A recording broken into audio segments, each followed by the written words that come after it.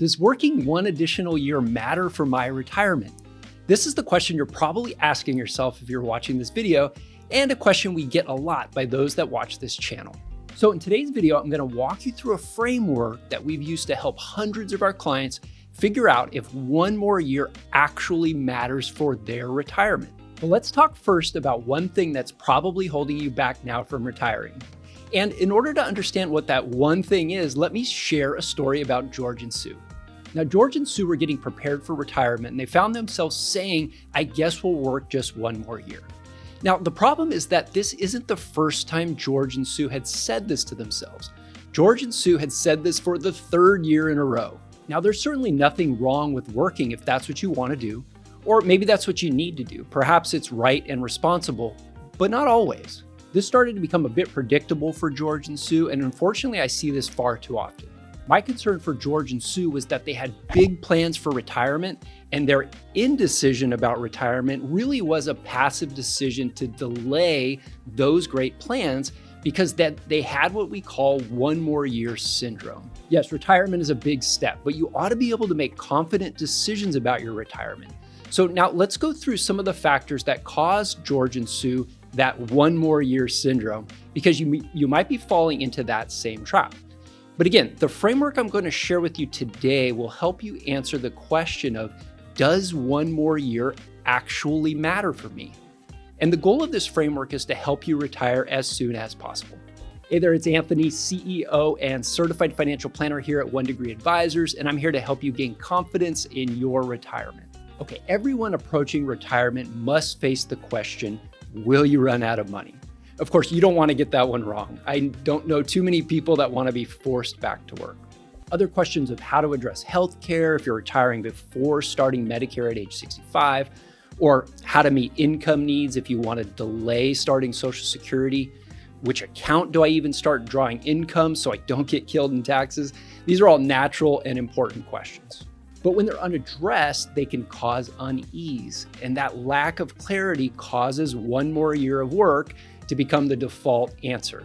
But does one more year really matter? For George and Sue, their projection looked solid. The problem was that they were still a little bit uncertain because not running out of money on paper and making sure you don't run out of money in real life are different things. Another seed of doubt for them was that although they also voiced plans to work in church ministry and travel with their kids and grandkids, they had not made enough of a transitional step toward these things.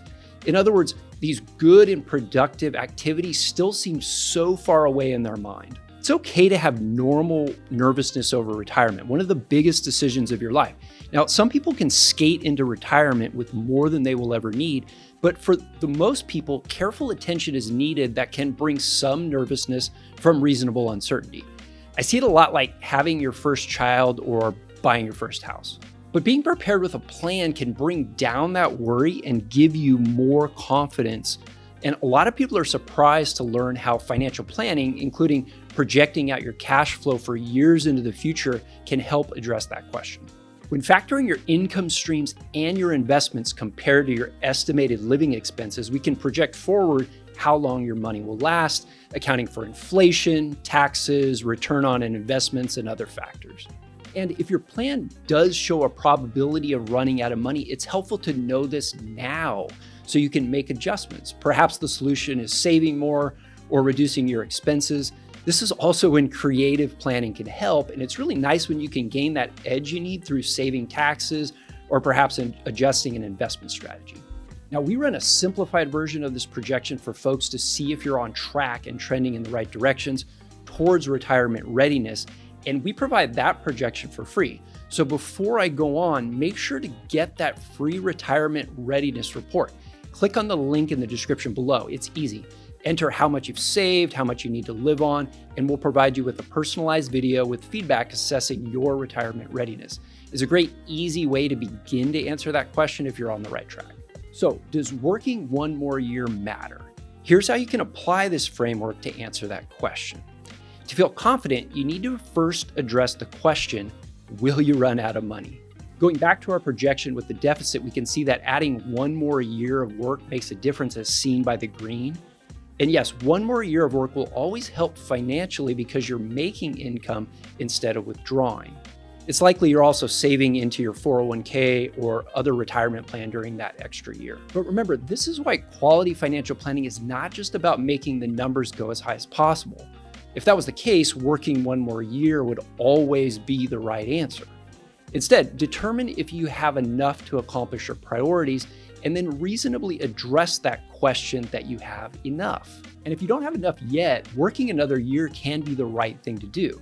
But make the most of it with proactive planning to save taxes, get your investments right, and have it all work harmoniously. The second factor, I'll ask you to consider these questions, and it's best if you're married to talk with your spouse. First, how will you organize your time? You don't need to have it all figured out, but a general idea can give you direction. Second, what brings you purpose and fulfillment? Because these do drive contentment and well-being. You want to retire to something and not just away from a job. Next, what serves a need? This may help with how you spend your time. And then lastly, who will you spend that time with? A Harvard study that started in 1938 continues today, shows that when people retire, the thing they miss the most is the people. Social interaction is important to well-being. Answer these questions and begin making a transitional change toward your retirement activities that's appropriate for your situation so you can stay connected and fulfilled. And if you are someone that's thinking about retiring early, and that's why you're asking yourself the question about one more year of work, you'll want to watch this video that we made on the 4 common early retirement mistakes we often see, because there are specific mistakes people make specifically around income and healthcare that you'll want to get right. Once again, this is Anthony Saffer, CEO and certified financial planner here at 1 Degree Advisors. Don't forget your free retirement readiness report in the description below. We'll catch you on the next one.